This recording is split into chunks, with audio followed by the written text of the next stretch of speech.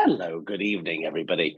My name is Ian Harkins, and I'm joined by my colleague Jesse Anderson-Lehman, who is going to be joining me and talking about our views on inside the APs. This is something that we've been doing now for the past month or so, and we're very, very excited to present to everybody here tonight. So a little bit about who we are. My name is Ian. Like I said, I have been an Applerouth tutor since a decade plus now, which really, really dates me. And in that time, yes, I've done SATs and ACTs, but I have, when it comes to the APs, my focus is all of the histories, the government, the US government politics one. And I have also had a lot of experience in the foreign languages ones, both the language and the literature ones for French and for Spanish.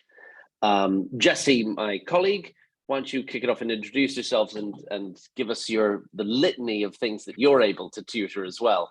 It's an intimidatingly long list. No. So my name's Jesse Anderson-Lehman. I've been a tutor with Applerouth for a little over 8 years now. And yeah, my focus is on a bunch of things. I do SAT, ACT tutoring. I work with the GRE, a bunch of other tests too. But in the context here for APs, I work primarily on STEM AP exams, especially the AP Physics, AP Chemistry, and AP Stats are probably my main bailiwick. But experience with other ones as well, AP Comp Sci and AP Calculus. I took a bunch of the sort of AP Lang, AP Lit, AP US History, microeconomics, government. I did a lot of APs, but the STEM side of things is kind of the part that I'm here to provide some insight for. So that and being able to correctly use bailiwick in a sentence. So between the two of us, hopefully we'll be able to answer any specific questions that you have about any one of the tests. So a little bit then about who Applerouth is for those who may not be familiar. We believe, we're a tutoring company who believes firmly in the idea that when you change student self-beliefs, you change their lives. Some of the most rewarding things that we do as tutors goes back to that. And how do we do this? We've got our 3 prongs of what we do: academic tutoring, test prep, and executive functioning coaching. And it is that middle circle, test prep, that brings us here today. So the way this will work is, we've gone through a couple of FAQs that we find that students and parents have consistently ask us, and that we feel would be important to present to you. And then there'll be a poll that we'll put up towards the end, just to know a little bit about who you are and how we can best serve your needs. And there'll be a Q&A portion. So please, we'll try to get to, we'll have plenty of time for questions at the end. We'll try to get to them all. If we don't, we'll be able to respond to you individually afterwards if you send them along. Yeah, so I hope it'll be a fruitful conversation. This is probably, at this stage, the biggest question that we see. Help, I am not taking enough or taking too many APs. Now what? And for those of you worrying about the number of APs that you are taking, my heart definitely goes out to you. There isn't a clear-cut rubric for you take 7 and great, you're into this school. So the funny thing about APs is that they are not, of course, reserved for just your junior year, similarly to the SAT and how the ACT might be. This is something that students are going to encounter throughout their 4 years of high school. I was already taking APs in my freshman year, which was an extremely intimidating process. And even then, one felt like a terrifyingly little amount. Then when I got to senior year, I thought, oh no, I'm only doing 4. What's the matter with me? I was very, very much trapped myself into this way of thinking. And so, I'll certainly let Jesse talk about this because I think he has a tremendous perspective on this. The thing that I will, open the conversation with and say, let's remember why we are here and what the APs do. The APs have 2 prongs to them. The first is to indeed have something to back up a demonstration that this is a topic that you are interested in. And this is something that I want to use to showcase to colleges and universities in my application to them. If you're looking abroad for school, a lot of, especially European universities, do also quite heavily rely upon APs. They sort of weight them more heavily than even perhaps that balances between the SAT and the ACT in the States occasionally. But it is to show that you are actually interested in, capable with this course material. So that if you say, for instance, I'm interested in being an engineer, well, then it's very, very helpful to have a math, another science one at your back that has a nice, impressive score behind it, 4 or 5 perhaps. And the other aspect is, of course, the second prong is college credits.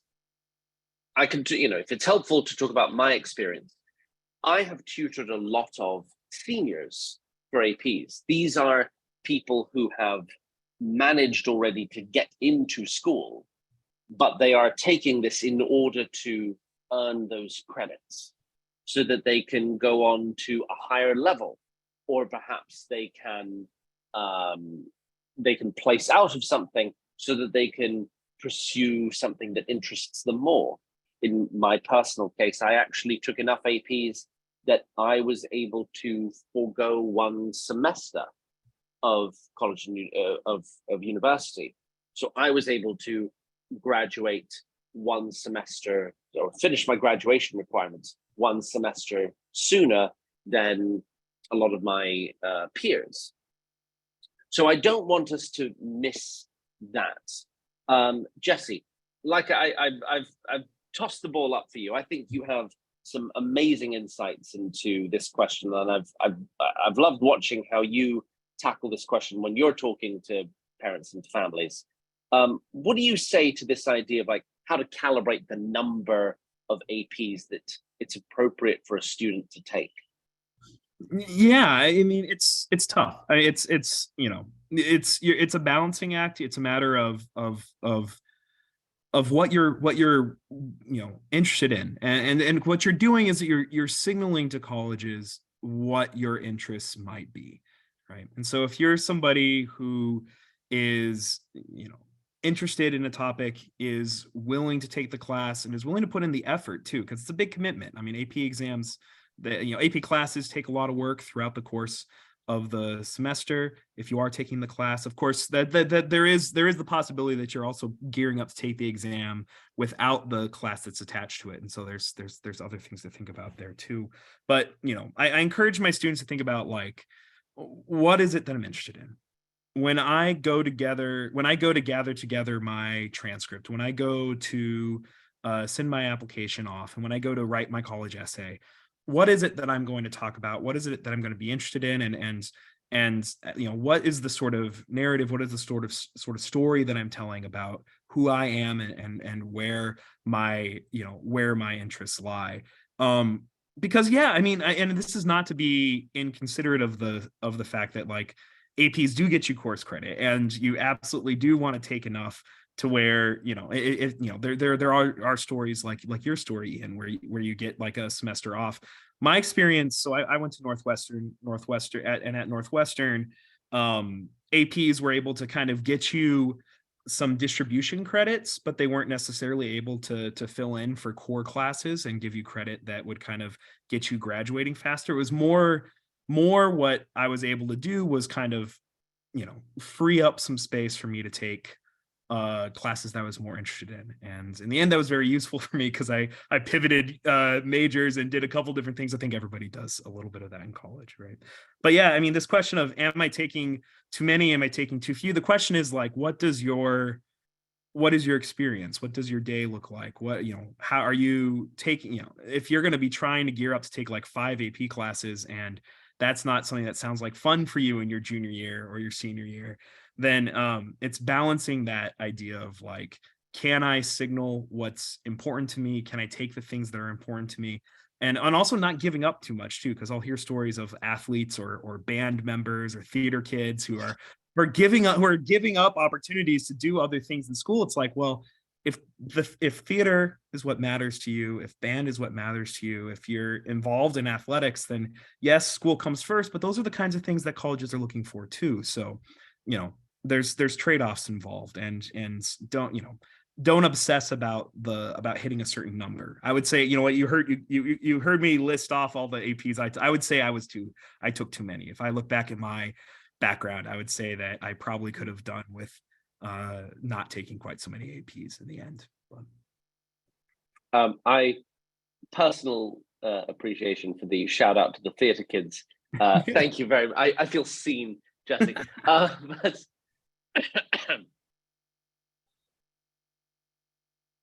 so well taken as well about it's a simple line that you have the look at what your day looks like. I certainly happen to work with a lot of athletes, and I certainly believe, and I would advocate in using these courses to take advantage of things that you could learn that might interest you at a high level.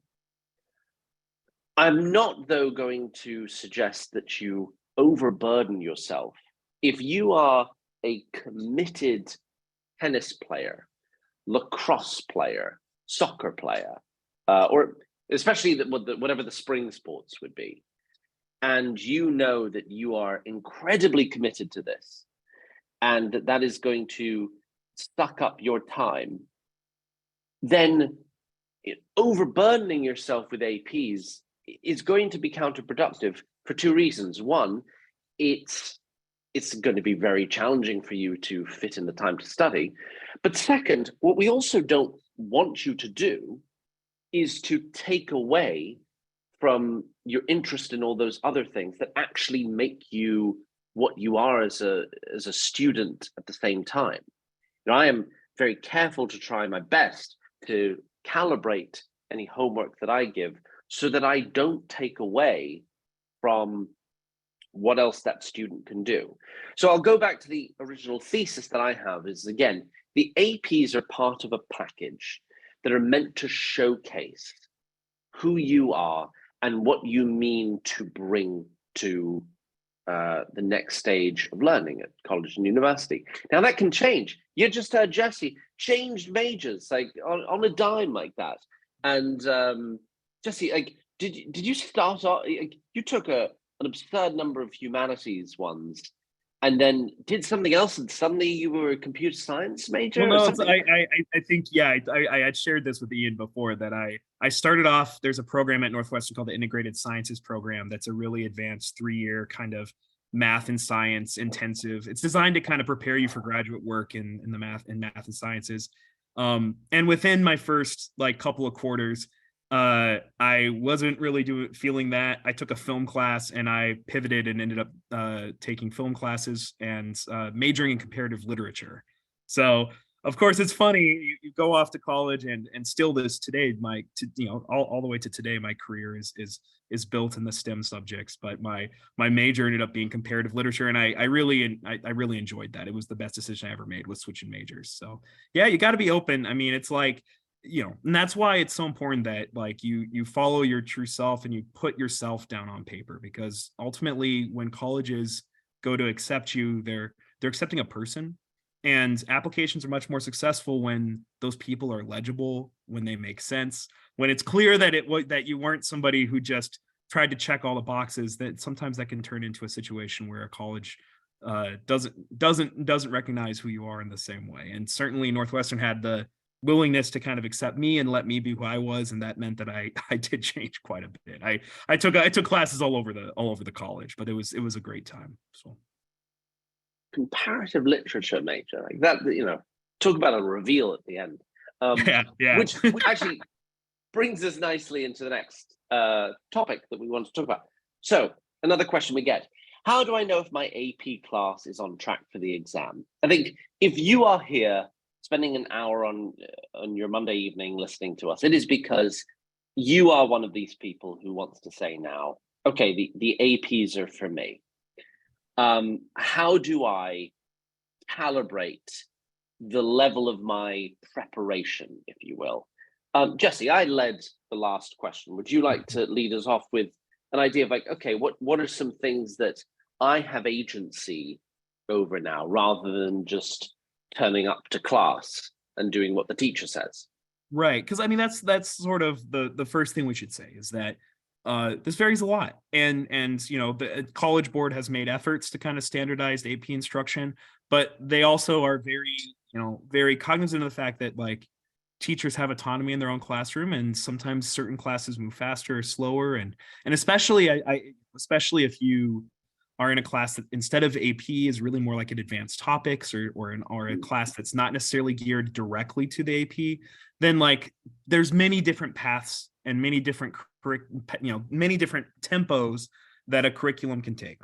And so in terms of trying to make sure that you do have, I think agency is the right word, Ian, like having that agency and knowing where you are and knowing whether on the right path. The College Board is for all of College Board's problems, they also have been on a transparency kick recently, and so they've done a really good job of a lot of this information is available online. If you go and you look and you just Google like AP Physics 1, and you go to the main AP page on AP Central on collegeboard.org, you can go and you can look and see unit for unit and what should be covered. And there's several things you're looking for there. I mean, that's information that often might seem to be something that's a little above level for what a student would look at, but there's easy things to recognize, like, is this path the same path that I recognize for my class? Is my teacher going through things kind of in the same order that the AP guide is written? Like, have we like gone through things and made it to a point, are we at the last couple units now? Because we really are. I mean, at this point, we're like a month and a half before the exams. So like, are we getting down to those last couple units on that page? Are we slower than that? Sometimes there's even AP teachers who will have gotten through all their curriculum by the beginning of April, and they'll focus primarily on test prep for the last chunk of class too. It varies, and by going online, taking a look, you can kind of recognize like what that looks like. And one of the first things I do I've been starting up with a couple of students in private tutoring lately, and the first thing I do on the very first day is like pull up that list and start checking things off. Like, what do you feel confident in? What do you remember? And also, like, are there things that don't look familiar, that you don't quite remember, that maybe the teacher was out that day, or maybe maybe you were out that day. I mean, who knows, right? There's things that happen over the course of an entire year. And one of the things that's so interesting about these exams is the fact that they really are covering the totality of what the course is supposed to be. And so by going and taking a look at some of that information, you can get a feel for kind of how on track you are, where you are in preparation. And I think it's funny, we're private tutors, we work a lot with kids one-on-one, but the reality is, like, your number one resource here is your teacher. Like, if you are really serious about taking that exam and doing your best, then go and talk to your teacher and be like, hey, I want to start preparing for this. I'm thinking about doing some work on my own. How do you see where we are as a class? What would you recommend we do in terms of test preparation? Like, your teacher should be your ally in this, because they're definitely the people who know best in terms of where the class is going and also what sort of preparation they might have built in. Because again, some teachers, they build in quite a bit of test prep, and then a lot of teachers, the test prep is kind of secondary to the knowledge acquisition, which I can understand. I mean, you don't want to put the cart before the horse. It's not, it's of course the knowledge acquisition is the main thing the teacher should be concerned with. But of course, there is a point where you need to start pivoting and thinking about, like, what are the nuts and bolts of what this test looks like and how can I make sure I'm prepared for it? So. Yes, and once again, Jesse, characteristically extremely well said. That this is a great question to ask yourself for right now as well. Like this end of March into the beginning of April is when this question becomes very relevant. And I think some of the tips to take away from what Jesse was saying, head over to AP Central. Like, the College Board is not secretive about the content for any of these courses. They distribute a course description to teachers liberally and put that on their website for everybody to look at, no matter what the topic. So are you taking AP Euro History? I've got AP Euro on the brain just because I literally did a session for that just before coming here. So check out the course overview and get the more detailed course at a glance. If you're taking AP Chemistry and Jesse's your tutor, and your class is stopping short of covering the unit of applications of thermodynamics, then that's something that that you could then go over with Jesse if you wanted to reach out to him. You can do that with a tutor. You can do that with a peer, somebody you trust. You can do it by yourself. You can absolutely calibrate with your teacher, like talking to your teacher and getting a sense of where the class is a fantastic resource, fantastic option. Speaking as a former teacher as well, and I loved it when students were ready and willing to come and chat to me.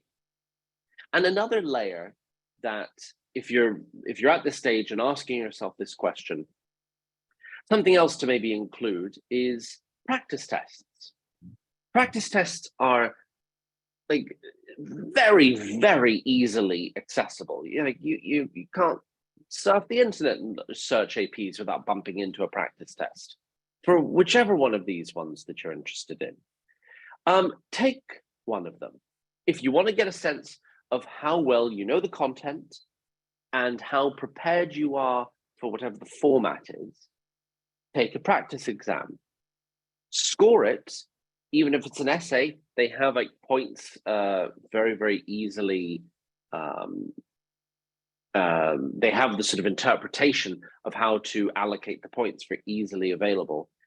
See how you do on that to get a sense of your gap in preparation, if you feel there is one. We are very, very happy as tutors to help guide that. I think that what Jesse, you were saying was really, really on point about taking the overview and doing check marks. Today I was like I said, in an AP Euro, and we were studying for one of the essay questions, and I again pull up the information that the AP has on, here are the 6 different points that we allocate for this essay. And we can go and check, did you provide a thesis? Did you put this in a broader context? Did you provide 2 pieces of evidence? And we can go through and we can see, am I going about this so that I have the knowledge base and I'm also doing what's expected of me? So, Jesse, have I missed anything on this question?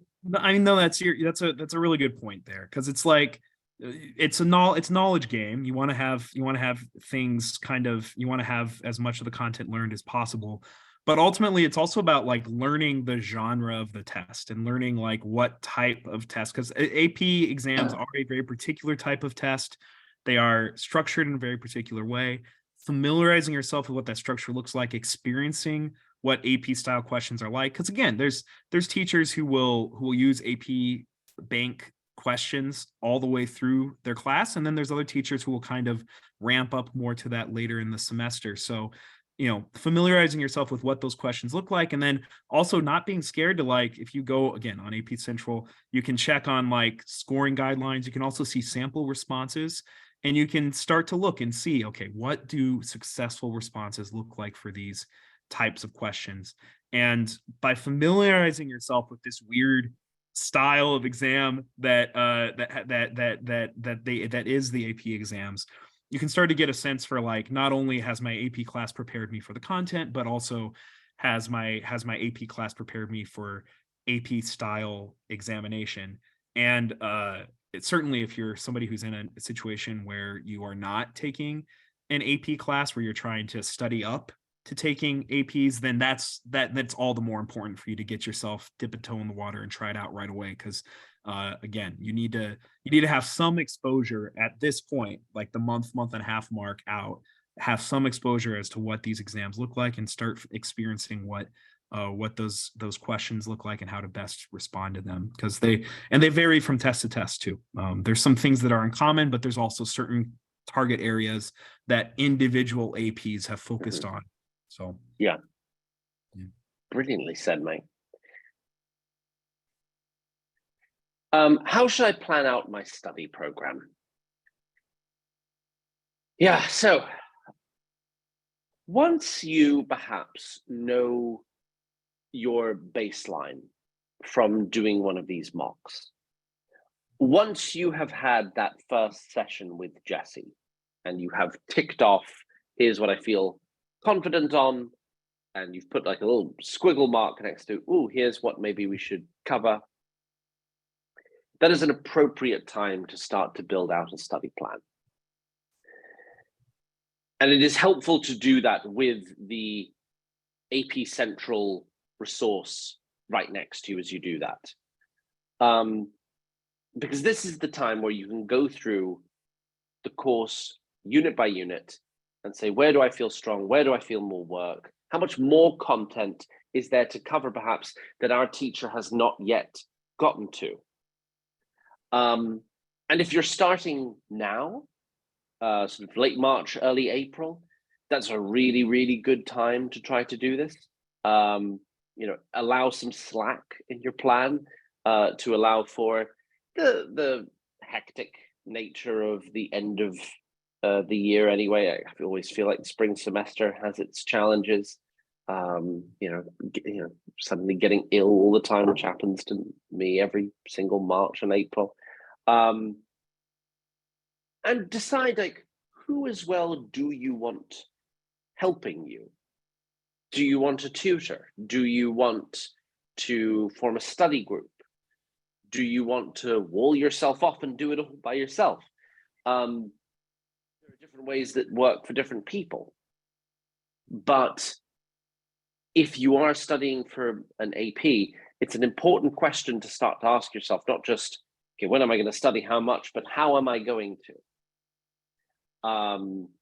Jesse, what do you think about this kinds of question, about making a study schedule like this? Yeah, I think it's the right time. Yeah, like you're saying, and like I said, now is like we've said, it's a good time to start looking and seeing what the exam looks like, and starting to. I'm a big believer in throwing people in the deep end. I usually, after my first session, will have somebody do a full free response section right off the bat, and have them start like really experiencing what it feels like, and the sort of, hour and a half sitting down writing free response. And that's after you've spent an hour and a half doing multiple choice. That's the way most of the exams are. Chemistry is even longer. It's an hour 45 for the free response. Woof. I did not know that. That's a long time. Seven questions in an hour 45. So I mean, it's like, get that experience. And then start laying it out. And I'm a big believer in sustained practice over cramming. Like I think cramming at the last minute doesn't work nearly as well as sustained practice over a longer period of time.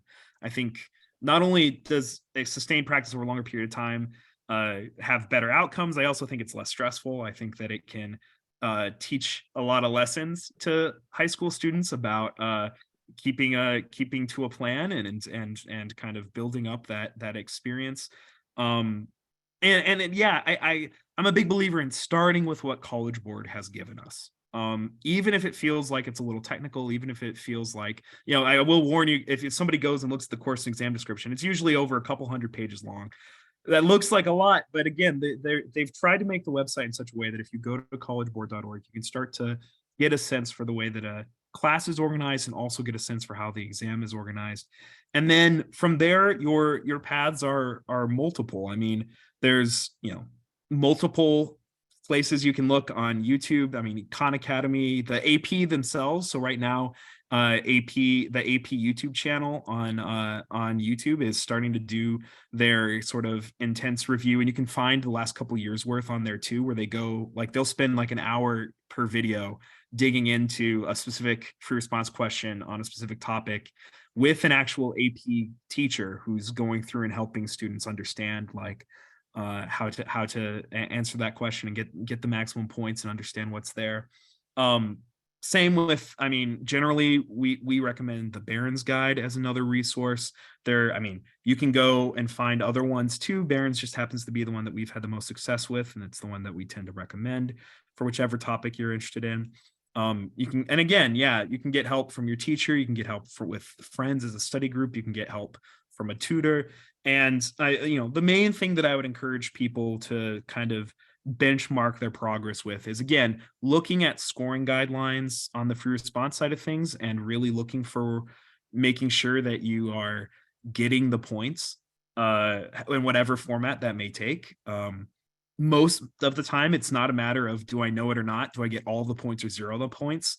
Usually people are getting, it's the way you get your scores by getting the partial credit. And so learning the ways to like speak like a physicist for AP physics, or speak like a chemist for AP chemistry, or being able to format your answers in such a way that a reader is going to be able to look at that and give you the points that you need. Like those are the things that you want to kind of make sure that you're getting as you start down on your study program. And yeah, if you this kind of, I will say, like the two paths I most often take are like, one, if like Ian was saying, we do the same thing. If there's a lot of squiggles, or if there's some X's of things you just don't remember from earlier in the year, and if you find that that's a big majority, then your focus needs to be more on the content side of things. And that also probably correlates to spending a little bit more time on multiple choice and making sure that you're not losing too many points on the multiple choice half of the test. Make sure that you know your stuff. But then if you instead you feel like you're able to check a lot of boxes and you feel like you know things pretty well, then these things I'm starting to say about the free response side of things, making sure you're familiar with the sort of more exotic types of questions that they can ask on the free response side of things. That might be the way that it's a little, in that case, it's a little less about content, a little bit more about test fitting and making sure that you're understanding what the test is going to look like on test day. But yeah, I'm a big fan of lay out a calendar and try to take chunks a little bit at a time. I think that really works out a lot better than trying to do it all at once. Of course, yes, of course, I love the shout out to Barron's. Yes, likewise, I have quite a bit of success with the histories, with the languages, and the YouTube channel. Wow, how did I forget about Jesse? How did I forget about the YouTube channel and answering this question? Yes, the YouTube channels are great. No, they're very helpful, and oftentimes, like, they'll be part of a homework assignment where I'll say, like, hey, it seems like this is a weak spot. Like, this is a brilliant thing that you can just do to help study for yourself. Like, there will be people who can say, here's a resource, here's another place that you can reach out to. Lovely, well said. When should I start reviewing with a tutor or on my own? Now, Jesse, you got thoughts. You got thoughts. Yeah. The microphone is yours, sir. Now is the answer. Yeah, this is the time. I mean, the one sort of like caveat I might work into that is, like, I know we're right in the midst of spring breaks, depending on where you live, and so, like, I'm also a big believer in, like, kids these days are so busy. I mean, I work in a school during the day all day long, and I see students who are overworked, spending so much time on so many different things, and they're trying to keep track of so many buckets. So I will say my one caveat here is I'm a big believer in, like, take spring break, do your spring break, get that relaxation, get that mental time off. So that's like my one. I don't want anybody to be like, oh, Jesse on the Applerouth webinar said I need to start now, so I'm canceling my spring break plans. Like I think that hurts more than it helps. But it is time. It is time to start reviewing now. This is for the AP classes that I took that were most successful when I was in high school. They kind of about 4 weeks out from the APs started to work more and more of the test prep side of things into the curriculum. And I even had some teachers who would have like a practice test on a Saturday. And again, like we said, practice tests are worth their weight in gold. That's the sort of gold standard in any preparing for any test, is you take a practice test and see where you're at. But yeah, it's we're right in that pocket of where you should absolutely start thinking about reviewing for the AP exam, or at the very least start taking an account of where you are, like these steps that we've started to outline about, like figuring out how the class is like. And again, you can talk to your teacher about this, like, how has the class gone? Do you feel like I've been doing well? Do you think that there's any gaps or things that I haven't done as well? And these are all things that are now is kind of the time. I don't think there's any reason to wait any longer at this stage. Yeah, yes, and not that anybody asked in the question and answer, but I'm going to France my spring break next week. You didn't ask, but I thought how continental. I want to just mention it. To add again, to play second fiddle to Jesse once more, I'll add in this sort of gearing up, like really now starting to review.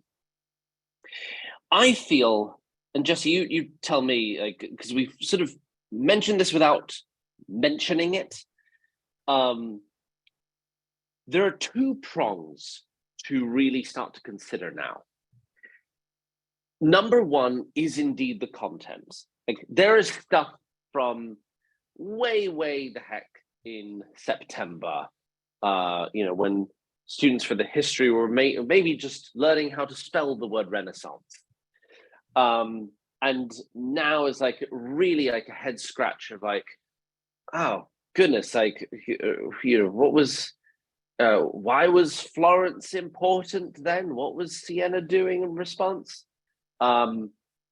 And so there's all of that content stuff. We talked about multiple choices that you can do. We talked about going through the courses and checking off what you feel comfortable with. Then there is also the ways in which the tests ask their questions. There's the formatting of things.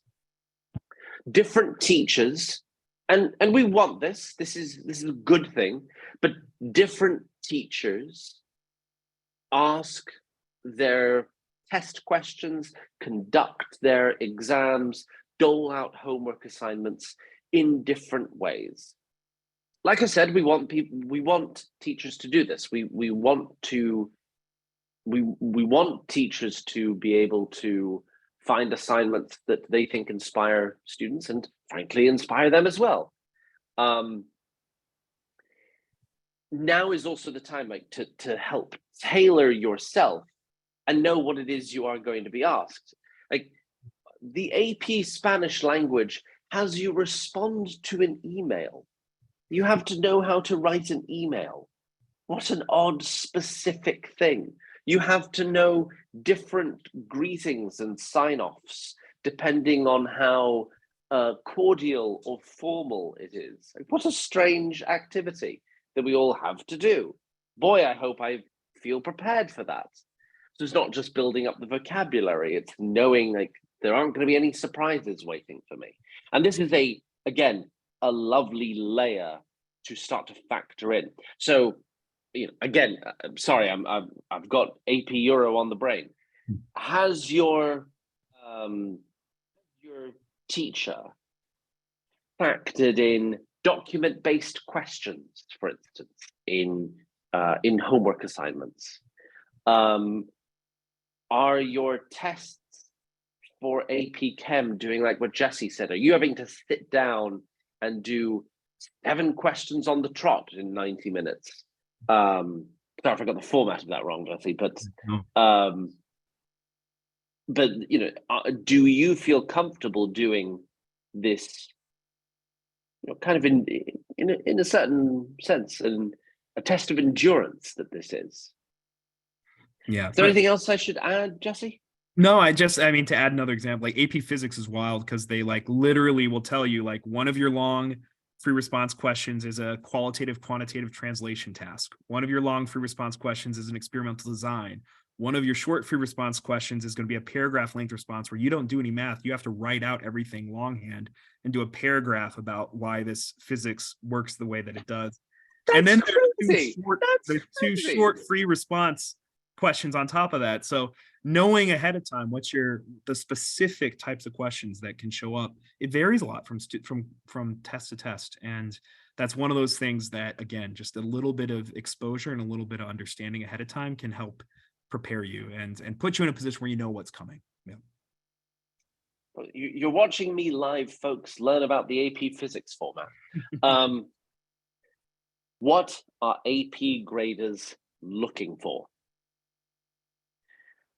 Fantastic question.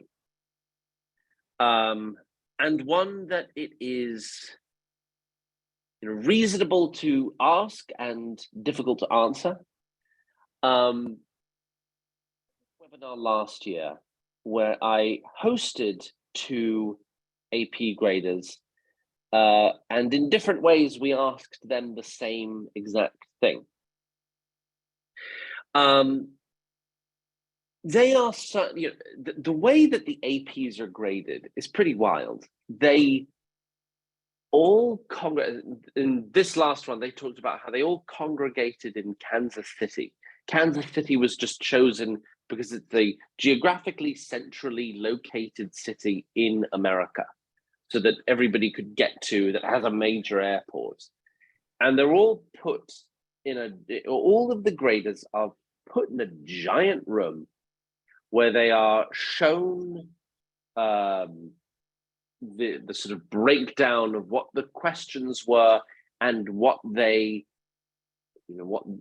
College Board, believe to be acceptable answers, and different ways you can earn a point for such and such. So they are sort of given what to look for each and every time.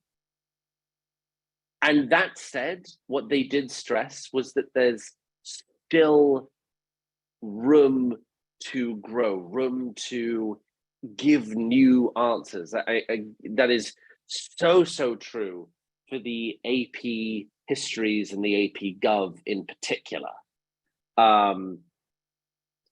There's, I just had a student for AP.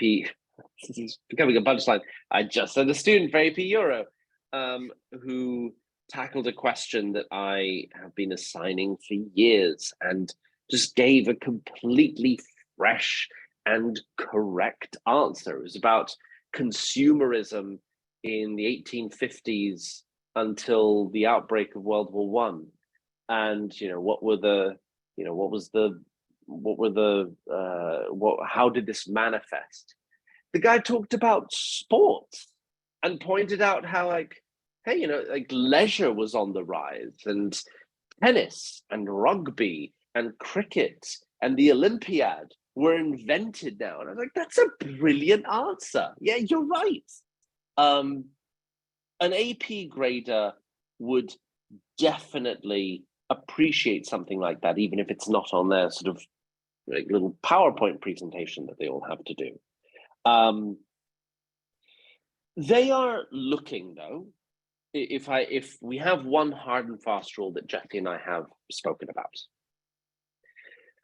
for a lot of these free response ones, I think that one of the easiest ways for students to leave points on the table is for them to have drift in their answer away from the question.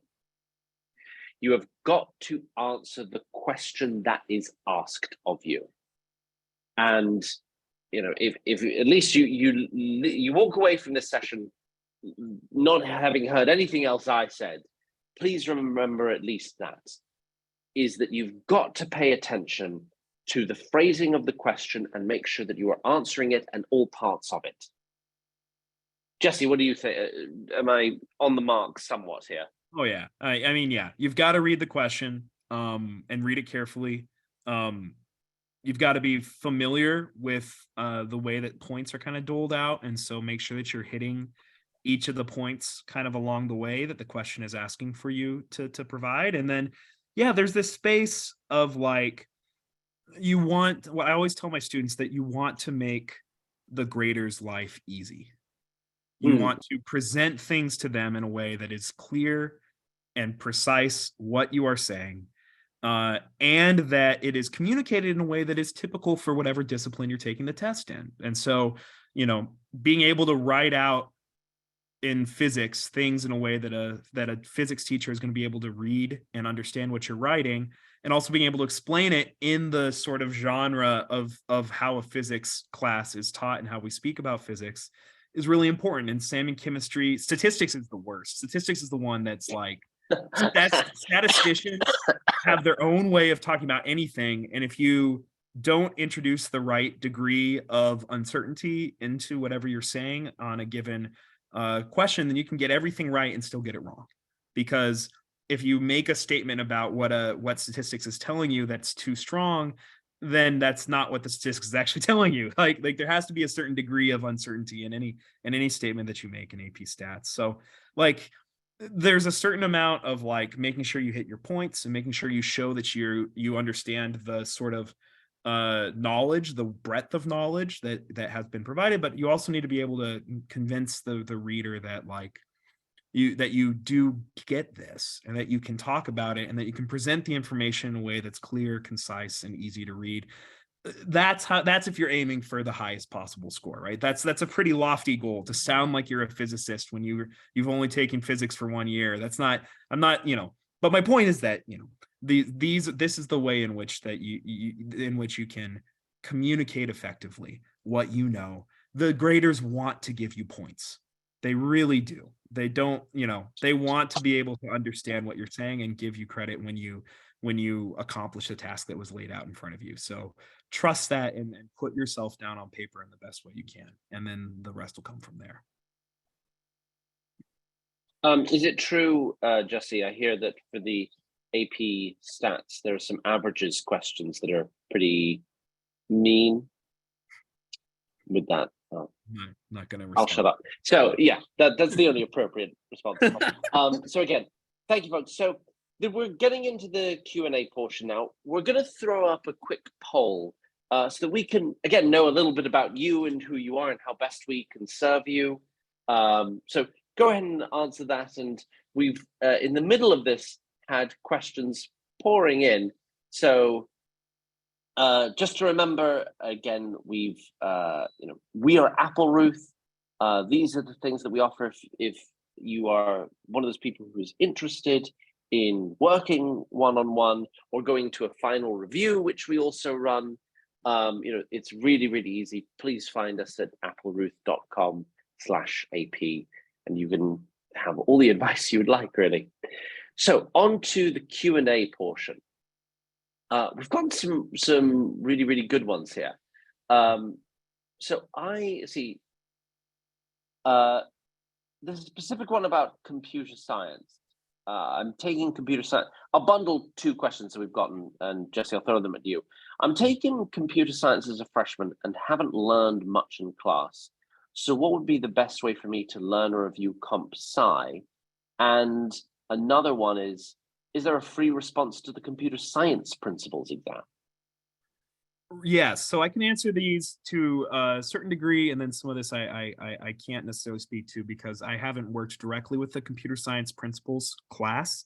So that's one that I would encourage you to follow up. We can dig into that a little bit more, or you can look. My understanding is that principles, a lot of it is more project based, and so that may be one of the few APs that doesn't have a straight free response section, but I could be totally wrong on that. It's been a long, I'm only tangentially familiar with that class. But if this other question is referring specifically to the traditional computer science test, if you don't feel like you've learned much in class, you need to be ready to prepare. I mean, that test requires you to know, Java, and it requires you to be able to understand things in terms of the in terms of computer science and how to write code.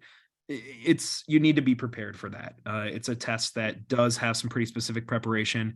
My recommendation again is probably a Barron's guide, and then but there's actually a lot of resources out there for the computer science side of things. Yeah. But yeah, I ended up in the unfortunate position where I didn't do enough preparation on the Java side of things, and I ended up having to pseudocode a bunch of my responses, which people who are in computer science will know. I was basically just like acting like writing out the kinds of things I would do if I knew the code. I still got credit. I was able to still get a 5 on that exam, but I would not recommend that path to literally anybody else. Know the language that the exam is in before you take it is my hot take here. So yeah, if you feel like you're running behind, you got to go out and prepare. Yeah, it is one of those ones you got to. I would say a book or online. There's a bunch of resources online as well. Feels appropriate to look online for a comp sci test. We've gotten a question that I love, and I'm going to read it in full because I think that this is important. Some schools do not allow students to take APs until 11th or 12th grade because they require a teacher recommendation and a testing. Some schools have an open AP curriculum. How do admissions counselors compare these students? And the question then sort of goes on to address, some students will have the opportunity to take up to 14 APs and others will have maybe only 6. Some schools will even have AP classes, others will have none. How do students sort of navigate that? So, I'll take a stab at this. This drifts a little bit into the world of college admissions, which I will be cautious about pretending I'm an expert in that necessarily, but I can speak confidently that in general terms, that hypothetical person who has taken 14 APs, how has she done on all of them? Has this student actually used these to demonstrate a skill level and an aptitude on all 14? Is this hypothetical student going to deliver all of these to colleges and universities for consideration? If the answer is yes, she's done fantastically. Good on her. She's 1 in a million. I took 6 APs myself, and I was intentional about which ones I took. There are now more APs that are available since I was a student, and also therefore more AP courses taught in schools.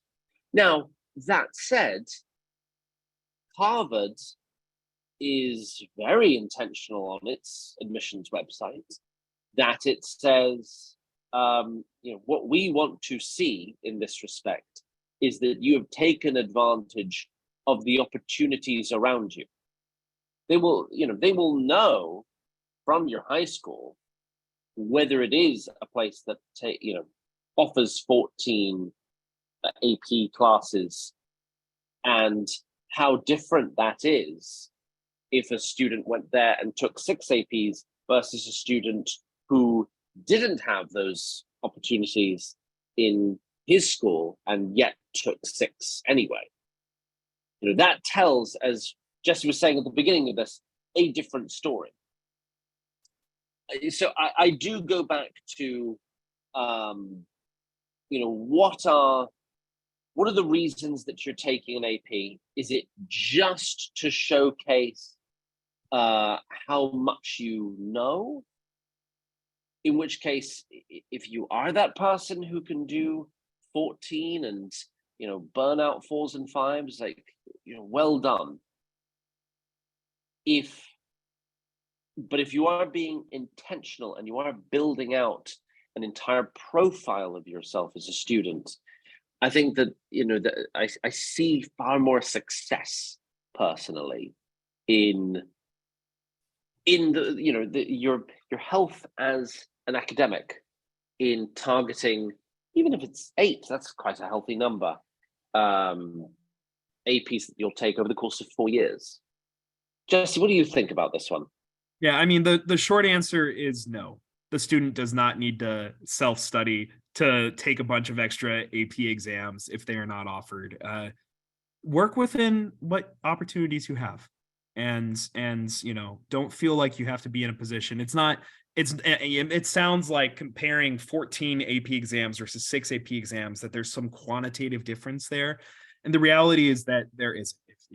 Work within what your school offers, and then focus on presenting a clear picture in your portfolio, in your application, that of who you are and what you're interested in. Take advantage of the opportunities you have, but don't feel like, if your school doesn't provide the opportunities that other schools do, that somehow you have to find a way to make up for that. There are, college admissions offices have said they're very intentional about not having that be a cliff, so. Yeah.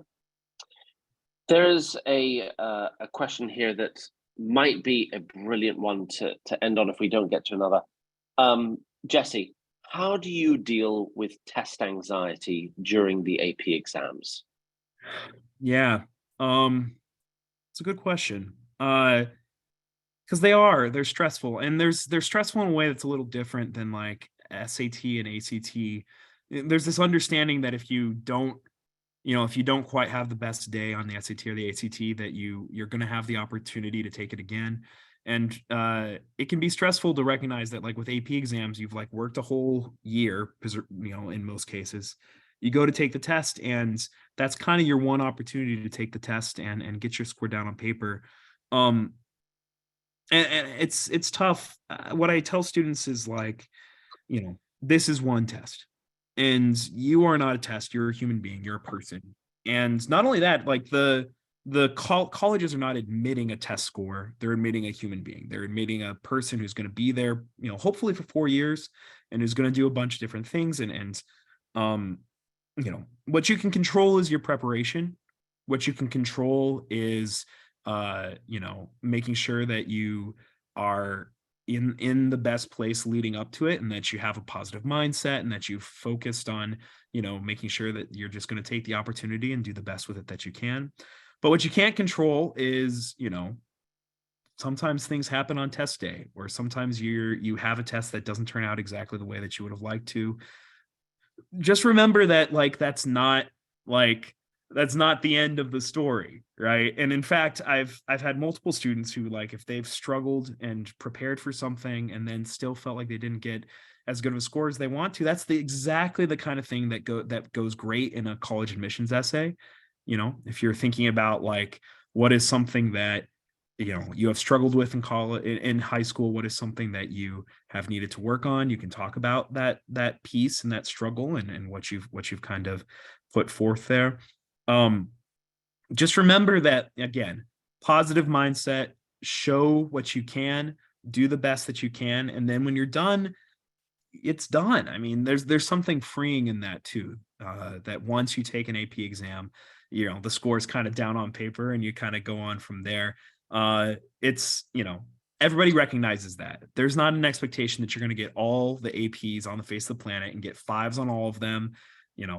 You're a person, you're a human being, you're more than a test score. And ultimately, when you apply to colleges, that's they have that in mind as well. So there's just keep that in mind, I would say. That's a brilliant answer. Maybe we've got time for one more. I'm going to take one that feels really, really close to my heart. I had taken AP Human Geography last semester, and I have trouble motivating myself to study. What are some ways to find motivation? My heart does go out to you for expressing that. It is something that I struggled with very much in my academic career. Some things that helped me, and again, this is not going to apply to everybody. I would, I think trying to delay and cram in everything at the end is a recipe for, worsening it, perhaps. You've heard from Jesse and me, I hope, that we both do advocate, sticking to a plan that takes you well and allows, as I think we said at the top, for some deviations. But if you are, to help motivate yourself, I think that I will return to something, we'll return to the thesis that we had at the top. These tests are a way to showcase what it is that you are interested in, what you hope to achieve in college and university. These really do have a purpose to them. They can place you differently when you get to college and university. They can help you out with a major that you might not want to do. If you don't know what your major is, but you're academically curious, I do, funnily enough, promise you, like, the time and investment that you are putting in now really, really does help later on down the line. Sure, like, you might not, Jesse's Northwestern didn't allow him to graduate, early. I could do that at cards on the table. I went to Cornell and I could. It's so funny how the time that you're, as I said, the time you're investing now will pay off in dividends down the road. And if you can keep that faith, then the next 2 months, and it really is just not even 2 months, we're now just a month and a half, 5 weeks really. It's a small time in comparison. Folks, thank you so much for being with us. Again, my name is Ian. I've been joined by Jesse. It's been an absolute pleasure being with you guys. If you'd like to schedule a time with an advisor, we've just sent a link in the chat that you can have a look at, and we'll try to get to some of these questions by email later on. Thank you for all the questions. That was quite the response. These were it's a really great discussion. Yeah, this is awesome. Thank you, guys. So have a lovely evening wherever you are. Thank you for joining us. Bye-bye.